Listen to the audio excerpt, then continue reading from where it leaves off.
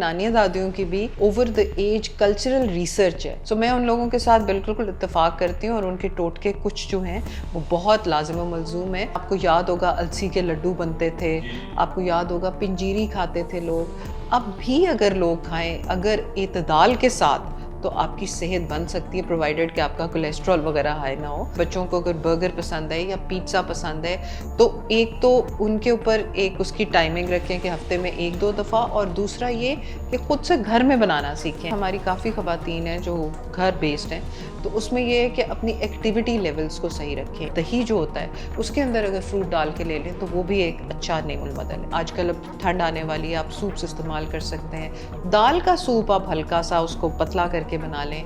रोटी जितनी कम खाएंगे उतना ही आप एक्टिव रहेंगे और उतना ही आपका वजन कम होगा। इंटरमिटेंट फास्टिंग जो है ये इतनी बुरी नहीं है, अच्छी चीज़ है।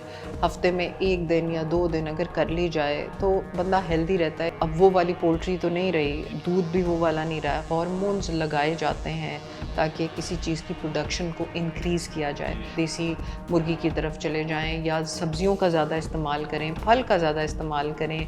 चाय, कॉफ़ी, कोला ड्रिंक्स, ये पैकेटों के अंदर जो प्रोसेस्ड फूड्स हैं उनका इस्तेमाल ना करें। पुश्तों का इस्तेमाल जो है वो किडनी फेलियर यानी कि बिल्कुल गुर्दों से छुट्टी हो जाती है, किडनी फेलियर और अल्टीमेट डेथ। हमारा अब जो ज़्यादा है वो फ़ोन की तरफ है, तो ये जो एक मेंटल लोनलीनेस है ना, इससे निकलें। देसी मुर्गी बहुत महंगी है, लेकिन आप उसको ये कर सकते हैं कि एक लेके उसके 5-6 हिस्से कर लें और उसका सूप निकाल लें। विंटर्स के फल अब जब आ रहे हैं, ऑरेंजेस आएंगे, ये सारी चीज़ें ये बड़े अच्छे होते हैं, आपके जिगर से बोझ उठाते हैं। चाय और कॉफ़ी अब बेतहाशा चल निकलेगी, प्लीज़ उसको कम रखें। ड्राई फ्रूट्स ज़रूरी नहीं कि महंगे वाले लें, चिलगोज़े जाके ख़रीदें। आप चने इस्तेमाल कर सकते हैं, अगर आपको यूरिक एसिड हाई नहीं है आप खजूरों का इस्तेमाल कर सकते हैं। अस्सलाम वालेकुम डॉक्टर साहबा। जी, वालेकुम अस्सलाम। कैसी हैं आप, खैरियत से बिल्कुल हैं? ठीक, अल्हम्दुलिल्लाह। डॉक्टर साहबा, आपका आपकी फील्ड में बड़ा ज़बरदस्त नाम है और लोग आपको जानते भी हैं। आजकल लगता है जैसे हर इंसान को आपकी ज़रूरत है या आपकी जो नॉलेज है, लोग बड़ा इस पे ऑब्ज़र्व भी करते हैं कि हमारी डाइट के लिए किसी कंसल्टेंट की ज़रूरत है। तो ये अचानक से कैसे जो है लोगों को ज़रूरत पड़ने लग गई डॉक्टर साहबान की? पहले तो घरेलू टोटके होते थे अपनी स्किन के लिए, चीज़ों के लिए, तो अब ऐसी क्या ज़रूरत महसूस होने लगी? देखिए, आई फ़ील कि ऐसा ज़माना आ गया है जहाँ लाइफ़स्टाइल हमारा चेंज हो गया है। जब लाइफ़स्टाइल चेंज हो जाता है, तो साथ ही उसकी अपनी एक आ जाती है कि जी उसकी माँग क्या है। सो इस ज़माने की आई थिंक माँग है कि हेल्दी रहा जाए। इस लाइफ़स्टाइल पे जहाँ लोग लेट सोते हैं, लेट उठते हैं, अल्लम-गल्लम खाते हैं, बाहर से खाने का रिवाज बहुत हो गया है, तो लोगों ने एक्सपीरियंस किया कि उनकी हेल्थ जो है वो बहुत सफ़र कर रही है। जहाँ पे हेल्थ सफ़र करना शुरू हो जाए, वहाँ फिर लोग घरेलू टोटकों के अलावा ये भी देखते हैं कि साइंस क्या कह रही है। और साइंस एक ऐसी चीज़ है जो कि आपको पता है, research after research after research करके कोई ना कोई जो है वो करते हैं कि जी ये चीज़ आपके लिए सही बैठेगी। तो मेरा बेसिकली नॉलेज जो है वो पहले मेडिकल फील्ड से है। मैंने किंग एडवर्ड मेडिकल यूनिवर्सिटी से किया हुआ है एमबीबीएस। उसके बाद डाइट और न्यूट्रिशन को मैंने एज अ प्रोफेशन लिया, क्योंकि आई फेल्ट के as a doctor, as a knowledge, ये बैकग्राउंड नॉलेज होना बहुत ज़रूरी है कि जो बंदा डाइट ले रहा है, जैसे हम टीके लगा रहे हैं, जी, जी। दवाइयाँ दे रहे हैं, वो भी तो ओरली या इंट्रावीनस रूट के थ्रू या और रूट के थ्रू दे रहे हैं। तो इसी तरह क्या इंसान जो अपने मुंह में डालता है, हजम करता है और अपने जिस्म में लेके जाता है, क्या वो बॉडी के लिए अच्छा है कि नहीं है? डॉक्टर साहब, एक वक्त था हमारी दादी नानियाँ कहती थी कि जी आप ये खा लें, इस टाइम पे ये पी लें, आपकी स्किन अच्छी हो जाएगी, आपकी इस डाइट से देसी घी खाएं, घर के खाने खाएं, वेजिटेबल्स खाएं। और आपको नहीं लगता कि कुछ लोगों ने सोसाइटी में या मार्केट में ज़्यादा डरा दिया है आवाम को और लोगों को कि जी आप ये नहीं करेंगे, हमारे पास नहीं आएंगे, तो आप हेल्दी नहीं रह सकते, फिट नहीं रह सकते? आप बिल्कुल ठीक कह रहे हैं। मैं अभी भी इस चीज़ की कि जो जैसे मैंने आपको रिसर्च साइंस की, ऐसे हमारी नानियों दादियों की भी over the age cultural research है। जिसमें फूड को किस तरह से खाना है, कौन सा फूड कौन से टाइम पे खाना है। सो मैं उन लोगों के साथ बिल्कुल इत्तेफाक करती हूँ और उनके टोटके कुछ जो हैं वो बहुत लाजिम व मलजूम है। और वाकई हमारे सोशल मीडिया में कुछ माजरत के साथ ऐसे लोग हैं जिन्होंने हमें काफ़ी डरा दिया है कि ये ना करें तो वो ना करें। वरना आपको याद होगा अलसी के लड्डू बनते थे, जी, जी। आपको याद होगा पिंजीरी खाते थे लोग। अब भी अगर लोग खाएं अगर एतदाल के साथ तो आपकी सेहत बन सकती है, प्रोवाइडेड कि आपका कोलेस्ट्रॉल वगैरह हाई ना हो। तो अपने बच्चों को ज़रूर दें, उनके दिमागी पावर को बढ़ाने के लिए बहुत अच्छी चीज़ है। डॉक्टर साहबा, आजकल एक ट्रेंड है कि स्पेशली नौजवान बच्चे बच्चियां जिनकी एज 10 साल से लेके 25 साल तक है, वो फास्ट फूड की तरफ चले गए हैं और पिज़्ज़ाज़ और बर्गर्स और इस टाइप की चीज़ों की तरफ।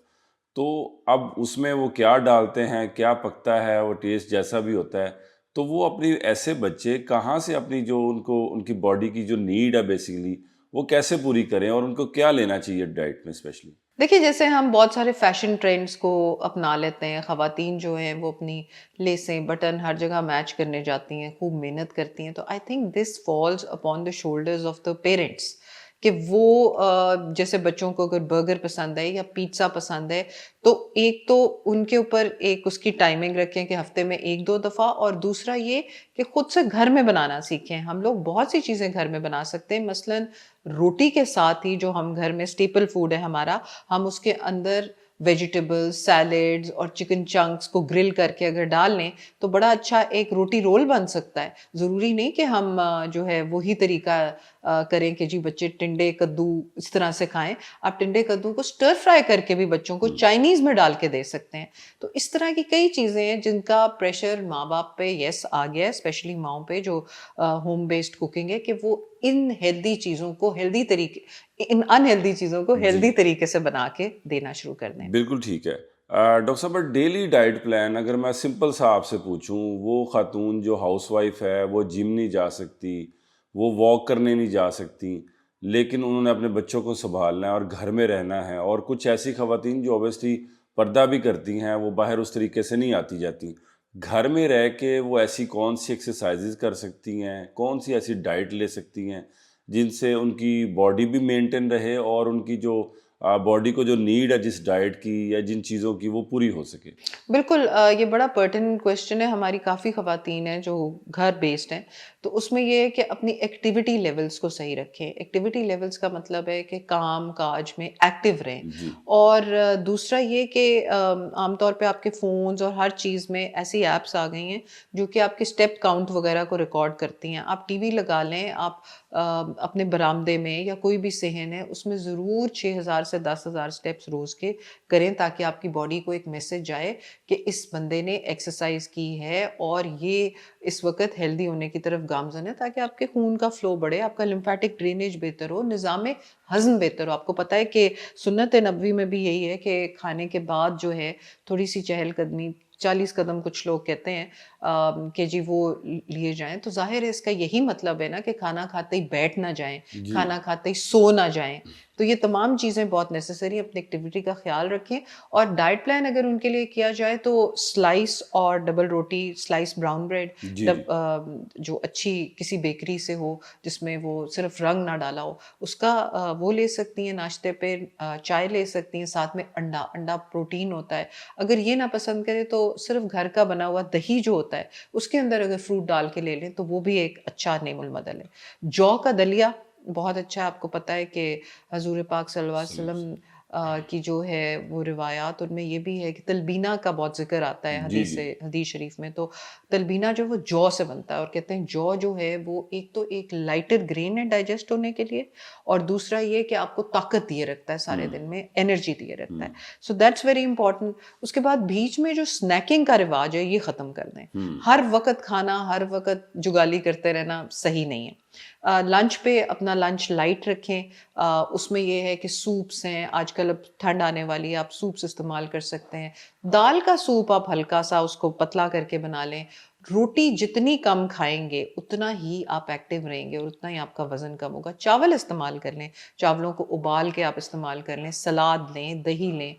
अपनी प्लेट ऐसे बनाएं कि उसके अंदर सलाद, दही, दाल या प्रोटीन हो और थोड़े से चावल हो या बिल्कुल थोड़ी सी रोटी हो या डबल रोटी हो, ये आपका लंच होना चाहिए। और इसी तरीके से आप अपने डिनर को कर सकते हैं डुप्लीकेट, लेकिन इसमें शर्त यह है कि आप खाना जल्दी खा लें।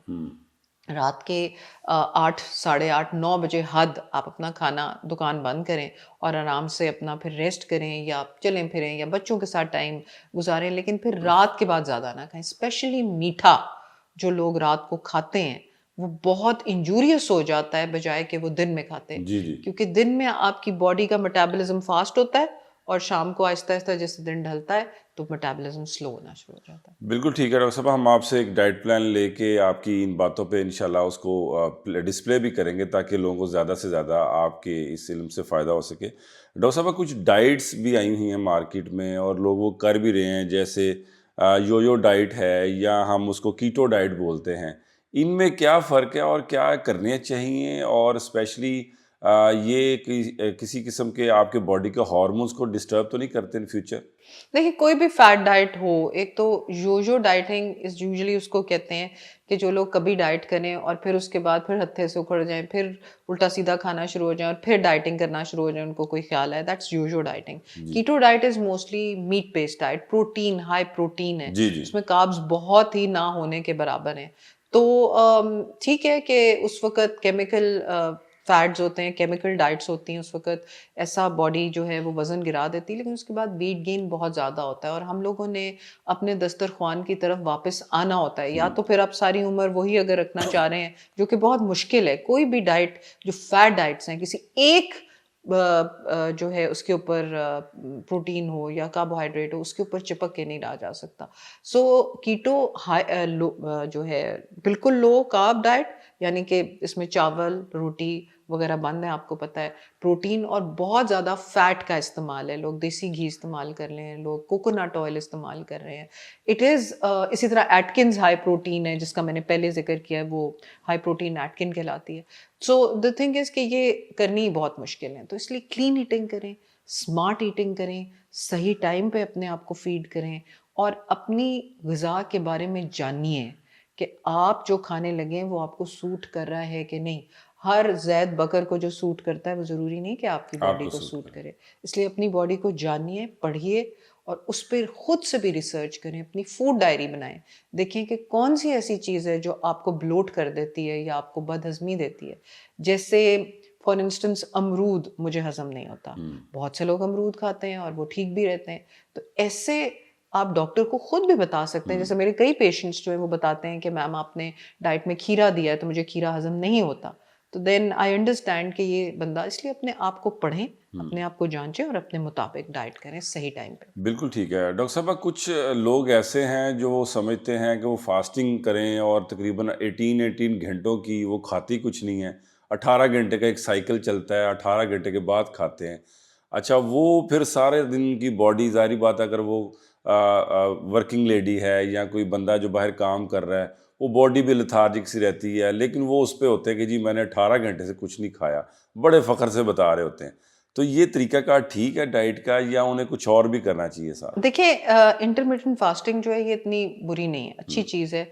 हफ्ते में 1 दिन या 2 दिन अगर कर ली जाए तो बंदा हेल्दी रहता है। मैं समझती हूँ कि जितना कम खाया जाए, इंसान को इतनी ज़रूरत नहीं है खाने की जितना हम खाते हैं। जी जी। हमें बहुत थोड़ी सी चीज़ों पे भी, आपको पता है कि कुछ खजूरों और कुछ रोटी से ही गुजारा हो सकता है इंसान का, लेकिन हम लोग अपने खाने की, हमारी टेबल्स बहुत वाइड होती हैं। तो इसलिए intermittent fasting is good. But मैं आपको एक बात बताती हूँ, वो ये कि जब तक मैं डॉक्टर थी और डाइटिशियन नहीं थी, तब तक हम मरीजों को कहते थे जाओ जाके परहेजी ग़िज़ा खाओ। और मेरा ख्याल था, और बहुत से लोगों का यही ख्याल है, कि जब किसी को परहेजी ग़िज़ा का कहा जाए तो उसका मतलब उबली हुई चीज़ें। जी जी। इसका कतई ये मतलब नहीं है। इसका ये मतलब है, जब मैं डाइट के ऊपर जब डाइटिशियन बनी तो मुझे पता लगा कि ये एक पूरी साइंस है। जी जी। क्या पकाने का तरीका है, किस टाइम पे खाना है, ये चीज़ें जो हैं ये बहुत ज़रूरी हैं। इसलिए अगर आप इंटरमिटेंट फास्टिंग करना चाहते हैं तो अपनी, ये नहीं कि आपने नकाहत अपने ऊपर डाल लेनी है, अपनी डे की रिक्वायरमेंट्स को देखें, आपकी एनर्जी रिक्वायरमेंट्स क्या हैं, और उस लिहाज से मैं आपको ये बताने की कोशिश कर रही हूँ कि प्रोफेशनल के पास जाएं और उससे मशवरा लें। जब आप कपड़े सिलवाने दर्जी के पास चले जाते हैं, ईएनटी के लिए आप नाक कान गला दिखाते हैं, जी तो जी। आप डाइटिशियन के पास क्यों नहीं जाते अपनी डाइट के बारे में पूछने? डॉक्टर साहब, जब हम डाइट की बात करते हैं तो क्या कोई ऐसी डाइट्स भी हैं जिन पे स्पेशली अगर जो वो ख़वातीन जिनकी नई शादी हुई है या 2 से 3 साल हो गए हैं और उनके औलाद अल्लाह पाक उनको नेमत नहीं दे रहा, अच्छा ये भी एक कॉन्सेप्ट है कि जी फ़लानी चीज़ खाती थी, फ़लाना काम करती थी, इस वजह से जनाब अब औलाद नहीं हो रही। तो ये डाइट का कितना अमल दखल है किसी भी खातून के बच्चे पैदा करने में? क्या इसका कोई इफ़ेक्ट होता है? बिल्कुल होता है, लेकिन ये जो फलां चीज़ खाती थी इस वजह से नहीं हो रहा, ये तो अजीब सी बात है। अल्लाह की तमाम नेमतें हैं जो डाइट है, लेकिन उसको किस तरीके से लेना है। अब आजकल पॉलीसिस्टिक ओवेरियन डिजीज़ बहुत कॉमन हो गई, जी जी। जिसकी वजह से प्राइमरी इनफर्टिलिटी बहुत कॉमन जी है। जी। और इसके सिलसिले में पूरी एक पीकॉस डाइट होती है जो दी जाती है, जिसमें कई चीज़ों का इस्तेमाल है, कई चीज़ों से इज्तनाब करें, ज़्यादा ना खाएं। तो वो एक पूरी डाइट है और उसको अगर हम फॉलो करें, उसके अलावा इलाज करवाएं, अपना वज़न कम करें, हुँ। तो बहुत सारी ख़वातीन का पॉलीसिस्टिक ओवेरियन सिंड्रोम में वज़न कम करने से ही उनके आगे जो है वो दे कैन एक्सपेक्ट, मतलब स्टार्ट एक्सपेक्टिंग। बिल्कुल ठीक है। अच्छा डॉक्टर साहब, कुछ ख़वातीन ऐसी हैं, हम एक वर्ड सुनते हैं सोसाइटी में नॉर्मली बात करते हैं जी, हार्मोन्स जो है ना वो डिसऑर्डर हो गए हैं, हार्मोन डिसऑर्डर हो गया। अच्छा, ख़वातीन को फेस पे अनवांटेड हेयर बन रहे हैं, किसी और जगह पे बन रहे हैं, अब वो लेज़र करवा रही हैं और पता नहीं क्या कुछ करवा रही हैं, उनको पहले तो बीमारी का ही नहीं पता चलता। और अगर पता चल जाए तो डॉक्टर साहबान लंबे-लंबे टेस्ट बता देते हैं, ये करवाएँ, ये करवाएँ। तो ये हार्मोन्स जो डिसऑर्डर होता है वाक़ई, और इसका कोई डाइट से भी इलाज किया जा सकता है इसका? अच्छा, इसका डाइट ही से मैं उसको टू एन एक्सटेंट कसूरवार ठहराऊँगी। बुरी ठीक है। डाइट जो हम फ़ास्ट फूड वग़ैरह लेते हैं, स्पेशली पोल्ट्री, जहाँ पे अब वो वाली पोल्ट्री तो नहीं रही, जी, जी। दूध भी वो वाला नहीं रहा है, हॉर्मोन्स लगाए जाते हैं हुँ। ताकि किसी चीज़ की प्रोडक्शन को इंक्रीज़ किया जाए। जी, जी। वही हॉर्मोन्स जब हमारी बॉडी में आते हैं, और ये सिर्फ़ जी Umar, this not only for women, हुँ। इट्स ऑल्सो फॉर मेन, जी। कि जो बंदे हैं उनके भी कद नहीं बढ़ रहे, फ्रंटल बॉल्डिंग शुरू हो गई, जल्दी बाल गिर जाते हैं बच्चों हुँ। के, और उनकी भी बॉडी टाइप्स चेंज हो रही हैं। हुँ। ख़वातीन के मुंह पे बाल निकल आते हैं। सो ये सब चीज़ें जो हैं, इनको हार्मोनल डिसरेगुलेशन बोला जाता है, हुँ। और आगे जाके ये मेटाबॉलिक सिंड्रोम बन जाते हैं, जी, मसलन जी। हाई ब्लड प्रेशर, मोटापा, बॉर्डरलाइन डायबिटीज़ या डायबिटीज़। तो ये सारी चीज़ें वहाँ की तरफ जा रही हैं, और इसको डाइट करेक्शन से बहुत हद तक, कि आप देसी मुर्गी की तरफ चले जाएँ या सब्जियों का ज़्यादा इस्तेमाल करें, फल का ज़्यादा इस्तेमाल हुँ। करें, चाय, कॉफ़ी, कोला ड्रिंक्स, ये पैकेटों के अंदर जो प्रोसेस्ड फूड्स हैं, उनका इस्तेमाल ना करें। क्लीन ईटिंग करें। जैसे सलाद के अंदर सब्जियाँ, जैसे चुकंदर हो गई, हुँ। खीरा हो गया, इनके आप स्मूदीज़ बना के पिएँ, या इनको उबाल के आप सिर्फ़ चाय पी लें इनकी, या इनको खा लें, तो ये आपके अंदर क्लीन बॉडी जो है वो प्रोवाइड करते हैं। और पानी पीने का रिवाज बहुत कम है, प्लीज़ पानी ज़रूर पिएँ। लोग कहते हैं कि जी जूस पी लेते हैं उससे ताकत आएगी। जूस जो डब्बों में बंद है वो ताकत नहीं देता, हुँ। वो शुगर होती है सारी। और शुगर, आपको पता है कि आजकल कह रहे हैं कि वन ऑफ द वर्स्ट, इसको केमिकल बोला जा रहा है, इसको तो अब वो कोई कमोडिटी, हाउस होल्ड कमोडिटी भी नहीं बोलते अब इसको। बिल्कुल ठीक है। डॉक्टर साहब, एक हमारा चूँकि सोसाइटी में एक बहुत बड़ा एक ये भी डायलेमा है कि लोग ज़्यादातर अनएजुकेटेड हैं, यहाँ पे पढ़ नहीं पाते और वो उस तरीके से रिसर्च नहीं कर पाते। अच्छा, यहाँ पे एक कॉन्सेप्ट ये भी है कि लोग अपना प्रॉब्लम किसी से शेयर ही नहीं करते। वो एक डिप्रेशन का शिकार रहते हैं, फ्रस्ट्रेशन में चले जाते हैं। हम थोड़ा शहर से बाहर, लाहौर में तो अब नहीं है, बाहर चले जाएँ, अगर आप रेलवे ट्रैक से जा रहे हैं या रेलवे से जा रहे हैं, तो आप दीवारों पे आमिल नजूमी बाबा फलाना फलाना फलाना, ये खाएं, मर्दाना कमज़ोरी और पता नहीं क्या कुछ लिखा होता है। अब नौजवान नस्ल इस डिप्रेशन में चली जाती है कि हम डिस्कस क्या करें। वो फिर घर में बैठे जो गूगल से चीज़ों को देखते हुए कभी कुछ खा रहे हैं, कभी वो डाइट किसी और तरह की ले रहे हैं, बल्कि वो ज़्यादा बीमार हो जाते हैं। तो आप ऐसे पेशेंट्स को क्या गाइड करेंगी कि वो कैसे अपने इस डिप्रेशन को दूर करें, और जो जाली डॉक्टर्स हैं या जालियाताई हकीम हैं उनसे कैसे बचा जा सकता है? देखिए, हमारी जो नई पौध है वो बहुत बहुत अच्छी रिसर्च भी कर लेती है, जी, ठीक जी। है? उनको पता है कि कौन बंदा सही है, उसके बारे में रिसर्च करते हैं, इसकी क्या डिग्रीज़ हैं, कहाँ से पढ़े हुए हैं, क्या इसकी बात मुस्तनिद मशवरा है या नहीं। तो ये आपकी बात बिल्कुल सही है कि कुछ लोग जिन जो जो इस बारे में कम आगाही है जिनकी, वो वाक़ई इन लोगों के हत्थे चढ़ जाते हैं हुँ। और अपनी सेहत को तबाह कर लेते हैं। जी, जी। मसलन आपने तो अभी बड़े माइल्ड सी बात की है कि कुश्तों का इस्तेमाल जो जी, है, जी। वो किडनी फेलियर यानी कि बिल्कुल गुर्दों से छुट्टी हो जाती है, बिल्कुल ठीक। किडनी फेलियर और जी, जी। Ultimate death. इसके अलावा बहुत सारी दवाइयाँ ऐसी भी दी जाती हैं जिसमें हेवी मेटल्स होते हैं जो कि लिवर को यानी कि जिगर को तबाह कर देते हुँ। हैं। तो इसलिए हमेशा रिसर्च करके जाएँ। दूसरा ये कि आपस में बात करने का रिवाज इसलिए कम हो गया है क्योंकि हम फ़ोन्स के ऊपर बहुत लग गए हैं। हमारे बेस्ट फ्रेंड हमारे फ़ोन्स हैं। जी। हमारी नानी, दादी, हमारे अम्मी-अब्बू, बहन-भाई, बच्चे, भै कोई नहीं है। हमारा अब जो ज़्यादा है वो फ़ोन की तरफ है। जी, जी। तो ये जो एक मेंटल लोनलीनेस है ना, इससे निकलें। अपने दोस्तों में ज़्यादा बैठें, गप लगाएँ, उनको भी तरगीब दें कि हम अपना फ़ोन फ्री टाइम रखें। कुछ आपने देखें, ज़िंदगी जो है ना वो नज़्म-ओ-ज़ब्त से चलती है। हुँ, अगर आप बेनज़्म होके चलेंगे, तो आप ये नहीं सोच सकते कि आपकी हेल्थ सही रहेगी। हुँ। अगर आप एक ज़िंदगी के कुछ रूल्स बनाएँगे, मसलन हमारे कुछ मिलने वाले हैं, उन लोगों ने अपनी डाइनिंग टेबल पे रूल रखा हुआ है। पहले तो ये रखा हुआ है कि डाइनिंग टेबल पे सब आके खाना बिल्कुल खाएँ, ठीक है। जो कि पहले होता था। हुँ, अब हर कोई अपने कमरे में अलहदा खाना खा रहा होता है। डाइनिंग टेबल पे आएँ और उस टाइम पे आपका फ़ोन बंद होगा। हुँ, उस टाइम पे बैठ के हम लोग कोई दिल की बात करते हैं, हुँ। कोई अच्छी बात करते हैं, कोई आपस में कनेक्शन होता है। तो ये अपने घरों का कनेक्शन जो है ना, प्लीज़ अपने बूढ़े नाना-दादा वगैरह को लोनली ना फ़ील कराएँ, उनसे जाके गप लगाएँ। ज़िंदगी के असल सबक ये लोग आपको देते हैं। बिल्कुल ठीक है। डॉक्टर साहब एक और वबा फैली हुई है। हम वबा कह सकते हैं उसको या आप वाक़ई उसको एक इलाज मानती हैं? ज़रा उस पे भी गाइड करें। जो आजकल ओज़ेम्पिक और मोंजैरो एक ट्रीटमेंट चल रहा है बेसिकली। अभी सोशल मीडिया पर ज़ुबान ज़द-ए-आम है हमारी मिनिस्टर साहिबा हैं, मरियम औरंगज़ेब साहिबा कि एकदम से वज़न कम हो गया। बिलावल भुट्टो एक बहुत बड़ी मिसाल है और करण जौहर को हम देखते हैं इंस्टा पे, ट्विटर पे, तो वो बड़ा एकदम से उन्होंने रिड्यूस किया है और ऐसा कि वो बीमार भी लगने लग गए हैं। तो ये क्या ट्रीटमेंट है डॉक्टर साहबा और क्या ये करवाना चाहिए किसी को? अच्छा, पहली चीज़ तो ये है कि डॉक्टर के मशवरे के बगैर आपने कुछ नहीं करना। बिल्कुल ठीक है। जस्ट बिकॉज़ आपने कुछ नाम मेंशन किए या मेरे किसी रिश्तेदार ने अगर ये शुरू किया है, तो आपने वो शुरू कर देना है।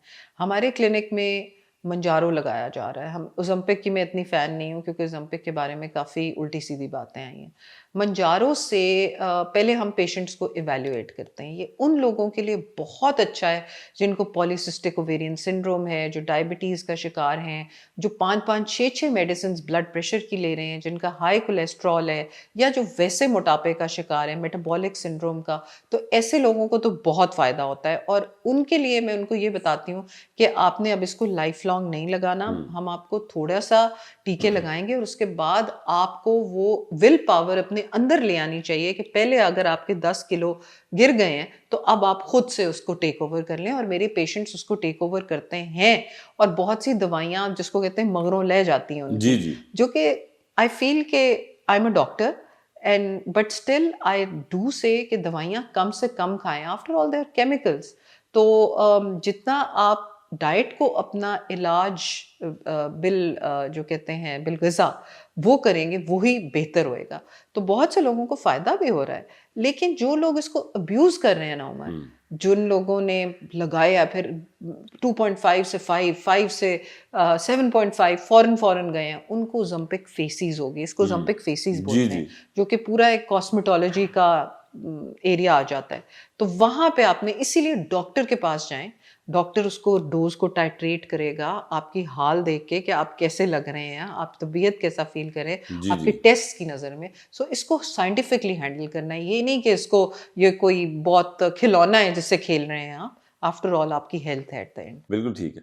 अच्छा डॉक्टर साहबा कौन से ऐसे पेशेंट्स जो आप बताना चाहेंगी कि जिनकी लाइफ़ में एक डिज़ास्टर चेंज आया, आपके पास आईं और उन्होंने अपनी अब एक हेल्दी लाइफ़ गुज़ार रही हैं, आप हमसे शेयर करना बहुत से चाहें? पेशेंट्स ऐसे हैं, बहुत से मैं आपको कितने लोगों का बताऊँ स्पेशली एक आजकल एक आप जैसे वबा की बात करें, वबा तो नहीं लेकिन एक अलमिया ये है कि बच्चियों के रिश्ते अच्छे मिलने मुश्किल होते हैं, तो उसमें ये एक बहुत बड़ा आ गया हुआ है कि जी बॉडी शेमिंग के ऊपर जी, बड़ा वो जी। सीन है। तो बहुत सारी बच्चियों की शादियाँ हुई हैं, उन्होंने अपना वज़न कम किया है। उसके अलावा जो ख़वातीन और जो मर्द हज़रात हैं जिनके घुटनों में प्रॉब्लम है और घुटनों का ऑपरेशन कराना होता है आगे जाके, तो डॉक्टर्स उन्हें कहते हैं अपना वज़न कम करें।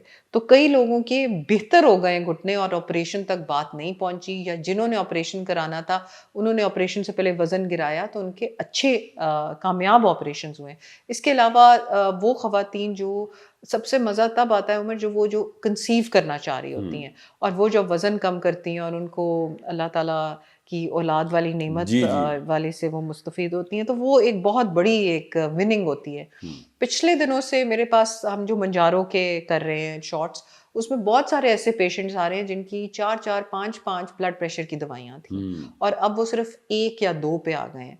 और उनको जब मैं खुश देखती हूँ या चल के आते हुए देखती हूँ बगैर सांस चढ़े हुए, या एक पूरा बोझ उठाए हुए, या उनकी स्पाइन सीधी होके होती है, एक बहुत बड़ी बात है कि आप अपने तस्मे बंद कर सकें। जी, जी। ये वाली जब मैं बातें सुनती हूँ तो मुझे बड़ी खुशी होती है इस चीज़ के ऊपर। बिल्कुल ठीक है। डॉक्टर साहब, अगर मैं आपसे आसान अल्फाज में पूछूँ कि वो डाइट जो बहुत कॉस्ट में कम हो, कोई 3 ऐसी चीज़ें आप बता सकें जो सबको लेनी चाहिए, आगे सर्दियाँ भी आ रही हैं, सब खाएँ, और वो ऐसी मशरूब जो है वो जिससे आपकी एनर्जी पूरी हो सकती है, कुछ ऐसी डाइट्स अगर आप बताना चाहें? एक तो देसी मुर्गी बहुत महँगी है, लेकिन आप उसको ये कर सकते हैं कि एक लेके उसके 5-6 हिस्से कर लें और उसका सूप निकाल लें। या फिर जो बकरे की गर्दन की हड्डियाँ होती हैं, उसका आप बहुत सारा सूप निकाल लें और उसको फ्रीज़ कर लें और उसको आप बच्चों को ज़रूर देते रहें। उसको हम बोलते हैं बोन ब्रॉथ, और वो तकरीबन 8 से 9 घंटे चूल्हे के ऊपर पड़ी रहती है, तो वो बनती है, उससे बहुत ताकत आती है। एक तो वो हो गई। दूसरा, अंडों का इस्तेमाल अगर आपको डॉक्टर ने, आपके मुअल्लिज ने मना नहीं किया, तो अंडे एक ऐसी चीज़ है, अब तो ख़ैर सस्ती कोई चीज़ भी नहीं रही, जी, जी। लेकिन मैं आपको कदरे सस्ती तरफ एक बात बता रही हूँ कि आप वो ले सकते हैं। फलों का इस्तेमाल बहुत कीजिए, क्योंकि विंटर्स के फल अब जब आ रहे हैं, ऑरेंजेस आएँगे, ये सारी चीज़ें, ये बड़े अच्छे होते हैं, आपके जिगर से बोझ उठाते हैं, और जिगर आपकी बॉडी का कार्बोरेटर होता है, तो इस पे से बोझ उठाना बहुत नेसेसरी होता है। ये ज़रूर करें। चाय और कॉफ़ी अब बेतहाशा चल निकलेगी, प्लीज़ उसको कम रखें। ड्राई फ्रूट्स ज़रूरी नहीं कि महँगे वाले लें, चिलगोज़े जाके ख़रीदें। आप चने इस्तेमाल कर सकते हैं, अगर आपको यूरिक एसिड हाई नहीं है, आप खजूरों का इस्तेमाल कर सकते हैं। ये ड्राई फ्रूट्स हैं, हैंडफुल रोज़ का, अगर आपके डॉक्टर ने मना नहीं किया तो आप ले सकते हैं। अच्छा डॉक्टर साहब, इस पे थोड़ा-सा हमें ये बताएँ कि आपके पास अगर किसी ने आना है तो आप कैसे काउंसलिंग पहले करती हैं, या पेशेंट को कैसे आप जो है वो गाइड करती हैं? क्या तरीक़ाकार होता है? अच्छा, मुझे तो उनको पेशेंट कहना भी इतना अच्छा नहीं लगता, लेकिन कहना पड़ता है बिकॉज़ डॉक्टर और वो वाला है। I would rather call them my friends, क्योंकि जब वो आते हैं और वो अपने दिल की बात मुझसे करते हैं तो मुझे बहुत अच्छा लगता है, because behind every weight gain is a story, और वो आपसे आके शेयर करते हैं तो आप उनको बिठा के मुफस्सल समझाते हैं कि आप कैसे उस चीज़ से निजात हासिल कर सकते हैं। बहुत से जो क्लाइंट्स हैं मुझे कहते हैं कि जी डॉक्टर साहिबा, आपके पास आने से आधी बीमारी ख़त्म हो गई, जो मैं तो अल्लाह का करम समझती हूँ कि ये एक मसीहा के पास होना चाहिए कि उसका मरीज़ उसको ये कह दे, या उसका क्लाइंट जो उसके पास आया है वो कह दे, क्योंकि एक आस, एक उम्मीद लेके जाते हैं लोग डॉक्टर्स के पास, और वहाँ पे अगर उनको जल्दी सिफारिश कर दिया जाए या बात ना सुनी जाए तो that's not right. So counselling में मैं उनको बताती हूँ कि आया आप डाइट प्लान करें, उसके साथ हर्बल टी, हमारी बहुत बड़ी रेंज ऑफ हर्बल टी है जो पाकिस्तान पूरे में मशहूर है अल्हम्दुलिल्लाह, टीज़ीन के नाम से। जी, तो जी। हम वो हर्बल टीज़ देते हैं, जैसे अदरक का कावा, जैसे माचा टी जापान से हम जी, मंगवाते जी। हैं, प्योर टी है जो कि चाइना से मंगवाते हैं, तो वो हर एक की बॉडी के मुताबिक हम देते हैं। तो वो करते हैं, फिर अव्वल के उनको टीके लगने हैं कि अगर वो टीका लगवाना चाहते हैं, फिर उनसे पूरा उनका एक टेस्ट्स होते हैं, क्योंकि आपको पता है कि ये थायरॉइड कैंसर जी, जी। जिनके फैमिली में उनको नहीं देते, जिनको पैनक्रियाटाइटिस हो, लबलबे का सोजन, उनको नहीं देते, तो ये पूरा एक टेस्ट कराने होते हैं। तो इस तरह काउंसलिंग करके लोग आते हैं, every time they come they give me a lot of happiness. पहली हैप्पीनेस शायद मैं उनको देती हूँ, बाकी वो मुझे देते हैं अपना वज़न कम करके और खुश नज़र आके। It makes me very happy. Thank you so much doctor साहब। Thank you sir.